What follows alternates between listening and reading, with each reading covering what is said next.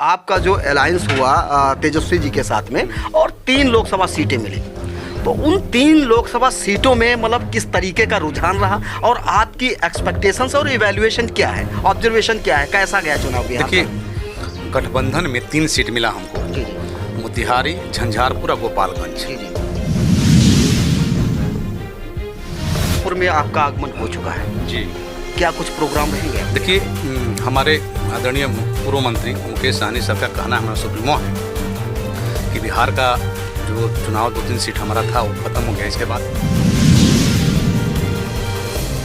Symbol allotment की बात करें या फ्रेजिंग की बात करें तो सर्टेन कुछ गाइडलाइंस हैं इलेक्शन कमीशन ऑफ इंडिया के। उसमें क्या या तो आपके 6 MLA होने चाहिए या 2 MP होने चाहिए या 6% आपका वोट होना चाहिए, तभी जाके वो सिंबल आपका फ्रेज हो पाएगा। जो लेकिन आपकी पार्टी के साथ और भी ऐसी कुछ पार्टियां थी, उनका भी सिंबल गया। देखिए, सिंबल ही नहीं, मैं बताया ना कि सिंबल तो लिए ही, हमारे विधायक ले लिए, हमारे सिक्योरिटी जो Y+ सुरक्षा था वो ले लिए, मंत्री ले लिए। एक चीज़ और पूछना चाह रहा हूँ आपसे कि अगर बात करें बिहार की, जी, बिहार में विकासशील इंसान पार्टी का एक अपना एग्जिस्टेंस, जी, वही बात उत्तर प्रदेश की कर लेते हैं, तो बिहार और उत्तर प्रदेश का अगर कंपैरिजन किया जाए तो कहाँ पर पाते हैं आप उत्तर प्रदेश में? पूरे उत्तर प्रदेश में पाते हैं अपने आप को, पूरे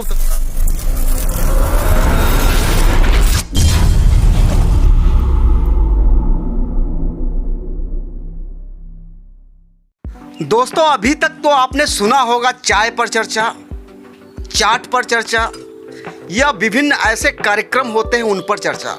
आज चुनावी यात्रा के दौरान मैं गोरखपुर में हूं और हमारे बैकग्राउंड में देख रहे होंगे तो नेचुरल सा एक तालाब है जिसे रामगढ़ ताल कहते हैं। दोस्तों, आज हमारे साथ जो हमारे मेहमान हैं, जो हमारे गेस्ट हैं, निषाद समुदाय से ताल्लुक़ रखने वाले हैं और अगर इनके बारे में बात करें तो ये वरिष्ठ समाज सेवी और एक पॉलिटिकल पार्टी है जिसका नाम है VIP, विकासशील इंसान पार्टी, उसके राष्ट्रीय उपाध्यक्ष हैं। अगर हम लोकसभा चुनाव की बात करते हैं तो लोकसभा चुनाव जो है उत्तर प्रदेश में 7 फेज में होने वाला था और वही बिहार की बात करें तो 6 फेज में वो फिनिश हो चुका है। तो बिहार के चुनाव के समाप्ति के बाद जो शख्स हैं, जो मेहमान हैं हमारे साथ, राजा राम बिंद जी आज गोरखपुर में हैं और गोरखपुर में चुनावी सभाओं को यहाँ पे संबोधित करने वाले हैं, निषाद समुदाय में जाने वाले हैं। आज उनसे बहुत सी बातें करेंगे इस लोकसभा चुनाव के बारे में, बिहार से लेकर उत्तर प्रदेश तक उनसे जानने की कोशिश करेंगे बिहार में कैसा माहौल रहा और आगामी 4 जून को क्या उसके जो है रिजल्ट आने वाले हैं। सर्वप्रथम सर, आपका न्यूज़ ताबड़तोड़ में गोरखपुर की धरती पर हार्दिक स्वागत है। अरे मछलिया खाल ने जाट कही है काटवा नहीं, संभाल के खाई कि निषाद आदमी के कांटा लगता ही नहीं है। चलिए, सबसे पहले आपके जितने दर्शक हैं ताबड़तोड़ चैनल का और हमारे साथ बैठे हैं बीरू साहनी जी जो मस्त विभाग के चेयरमैन हैं, इनको भी और आपको भी धन्यवाद देता हूं कि बिल्कुल प्रकृति के गोद में बैठाए हैं। और जो पुराने ज़माने में हमारे शादी ब्याहों में पतल चलता था, वो पतल अभी यहाँ तालाब से निकाल करके और हम खाने बैठे हैं, तो सभी को धन्यवाद, बधाई देता हूँ। हाँ, बताइए क्या पूछना है आपको? पूछना हमको ज़्यादा कुछ नहीं, बस हम संक्षिप्त में चलते हैं, पूछ लेते हैं बिहार की राजनीति के बारे में। अगर बिहार की बात करें तो आपका जो अलायंस हुआ तेजस्वी जी के साथ में और 3 लोकसभा सीटें मिली, तो उन 3 लोकसभा सीटों में मतलब किस तरीके का रुझान रहा और आपकी एक्सपेक्टेशंस और इवैल्यूएशन क्या है, ऑब्जर्वेशन क्या है, कैसा गया चुनाव बिहार? देखिए, गठबंधन में 3 सीट मिला हमको। जी जी। मोतिहारी, झंझारपुर और गोपालगंज। जी जी। तीनों सीट मजबूती से हम लोग चुनाव लड़े और तीनों सीट हम लोग काफ़ी मतों से जीत रहे हैं। इसलिए कि देखिए, आज हर जनता, हमारे समाज के अलावा, हमारा समाज तो जो निषाद समाज है वो हमारा परिवार है, निषाद के अलावा हर समाज के लोग, चाहे जो भी समाज हो, अदर समाज हो, सर्वे समाज के लोग आज भारतीय जनता पार्टी के सरकार से उब गए हैं। आप देखिए ना, पेट्रोल का कीमत कहाँ पहुँच गया, सरसों का तेल का कीमत कहाँ पहुँच गया, अरहर का दाल का कीमत कहाँ पहुँच गया। आप देखिए, मतलब जिसके पास धन संपत्ति रुपया पैसा है उसको तो पता नहीं चलता है, लेकिन गरीब से जाके पूछिए कि क्या स्थिति है देश की, क्या आप ऐसे ही देश चलाएँगे? इसीलिए इस बार महागठबंधन के पक्ष में वोट पड़ रहा है और महागठबंधन चुनाव जीत रहा है। मैं चाह रहा हूँ कि आप थोड़ा सा चावल भी ले लीजिए। आज थोड़ा सा दिखाइएगा। तो मच्छी भात चल रहा है और उसी पे चर्चा हो रही है, और भी खट्टी मीठी बातें करेंगे राजा राम बिंद जी से। सर, गोरखपुर में आपका आगमन हो चुका है जी।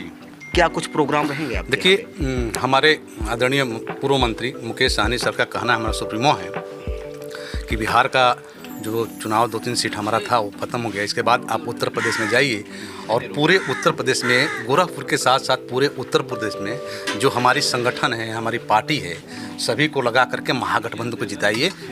और यहाँ हम आए हैं काजल निषाद के प्रचार करने के लिए।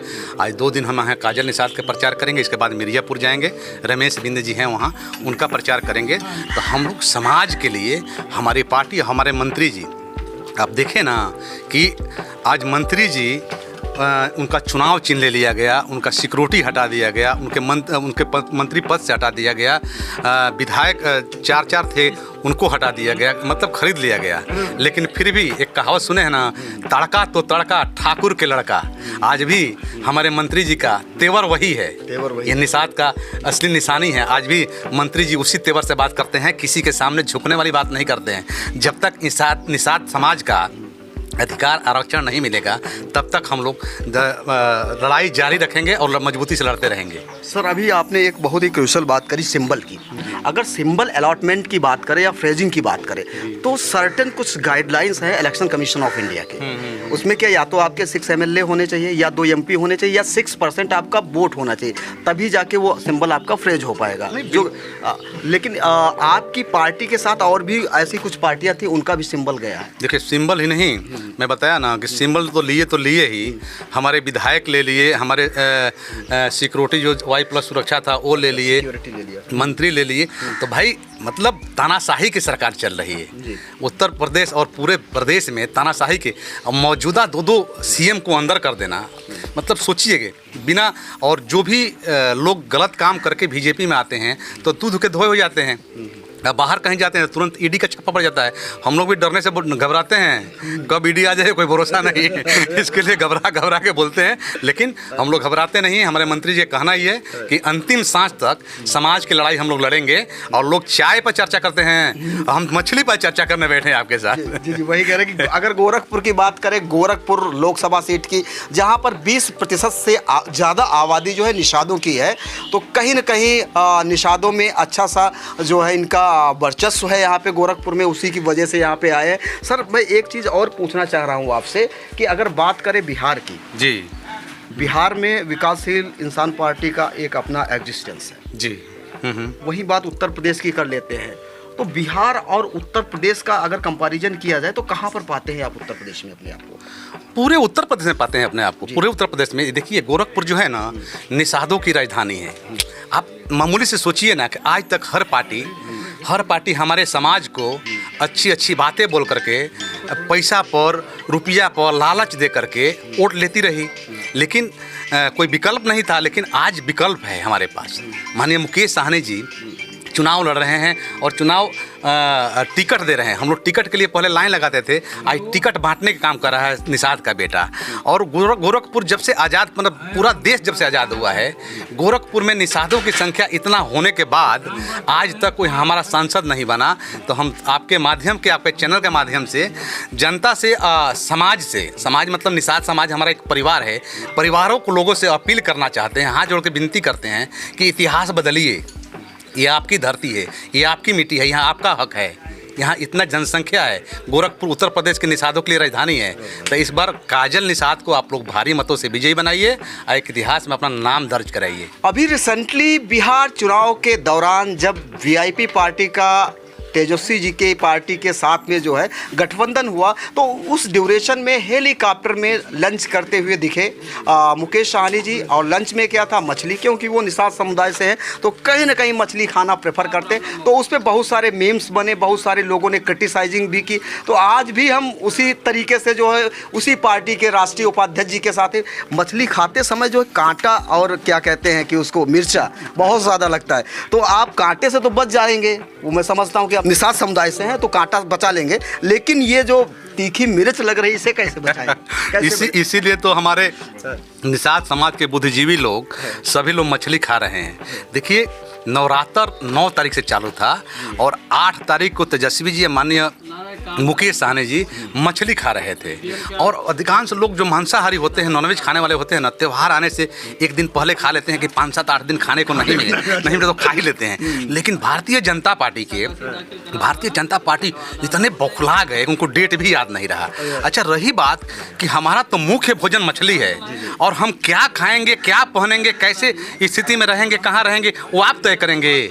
हाँ, आप तय करेंगे। इसीलिए लोग चाय पर चर्चा करते हैं, तो आज हम आपके बीच बैठे हैं मछली पर चर्चा करने के लिए। मिर्ची लगने वाले को लगने दीजिए, हम लोग अपना काम कर रहे हैं और समाज हमारे साथ है, देश की जनता हमारे साथ, हम लोग मजबूती से काम कर रहे हैं, साफ सुथरा। उसमें एक बार ये रामविलास पासवान जी के लड़के चिराग पासवान जी कह रहे थे कि हिंदू धर्म के विरुद्ध है। अरे भाई साहब, हम प्योर सनातनी हैं, हिंदू हैं। आपके जैसा 1 किलोमीटर हाथ में धागा बन करके साबित करते हैं कि मैं हिंदू हूँ, तो आप साबित करिए, हमको साबित करने की जरूरत नहीं है। हम प्योर सनातनी हैं, हिंदू हैं। बहुत बहुत शुक्रिया सर जी। धन्यवाद, आपको भी बहुत बहुत धन्यवाद।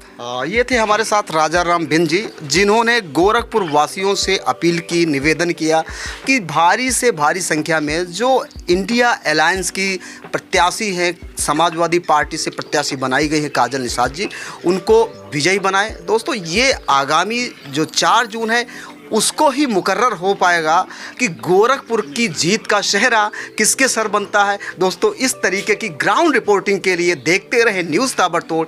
कैमरामैन आनंद शर्मा के साथ मेरा नाम बलवीर कश्यप है। न्यूज़ ताबड़तोड़ में बने रहने के लिए धन्यवाद। जय हिंद, जय भारत।